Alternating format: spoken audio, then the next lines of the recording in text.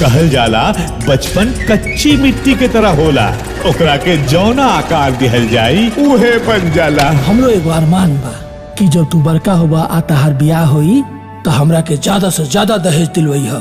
जरूर दिलाए। वादा कर। वादा। अरे बाप ना, ये हुए बेटा बिचौआ। अरे हम तो पहले ही अपन बेटा के मामला डबल रेट में सेट कर दिले बानी। बंद करी मोगानियन दांत छियारल। चौथा क्लास के लड़का पे हमरा से 8 लाख रुपया दहेज झीटे के फिराक में रहनी है।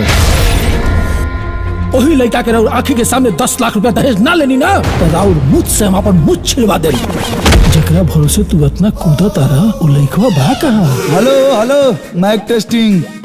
ना बेटा जी ना बाबू ना बबुआ, सीधा कलुआ। तू कल से स्कूल पढ़े जीबा का?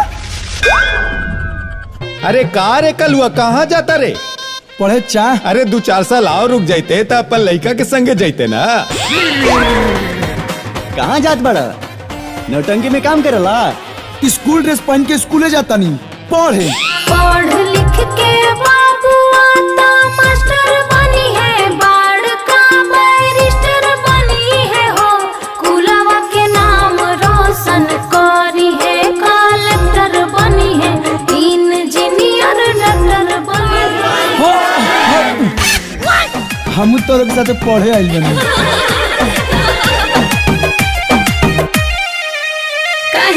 टकिए तू निहारेला, बिना तेल के दिया तू बारेला, चाहे उतार काहे हम तो तोरा से शादी कर चाहता नहीं। एकरा की पुलिस में का काम? दिल के संभाली संभाली हमर पाली तो हर भले रउआ टीचर हैं और हम स्टूडेंट हैं, लेकिन हमनी की उम्र तो बराबर नुबा। मतलब 10वां क्लास का लड़का ए घर का दामाद बनी। प्यार में खुश रहे खातिर डिग्री की जरूरत ना होखेला बाबूजी। जान जाए कि दहेज दिहल और दहेज लिहल दोनों नैतिक और सामाजिक गुनाह बा। दिल की हर धड़कन तुम्हारे नाम हो गई, ना जाने कैसा जादू कर गए, प्यार की ऐसी हवा बहाए इस मास्टरनी को भी बेकाबू कर गए।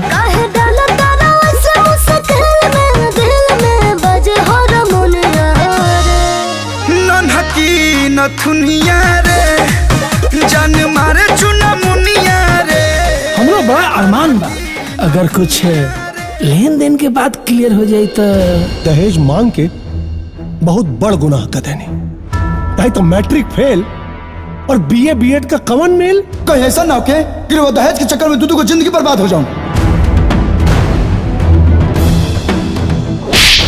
रिश्ता हमेशा बराबरी वाला में करेक्ट चाहिए। अरे हम कमा के दे पैसा अपने बाबूजी के दहेज के। कल्लू होवन बहुत अच्छा गावेल। सेवा करेगा तभी तब मेवा मिलेगा ना। हम हालात से तब तक लड़ब जब तक जीत ना ले। चल आ जाओ मैदान में। मेरे जीवन साथी अभी तो साथ पे रले के साथ में 7 जन्म निभावे के वादा कोई नहीं। और अभी 7 घंटा भी ना भइलो रोवा कहतनी कि हम ओकर साथ छोड़ती।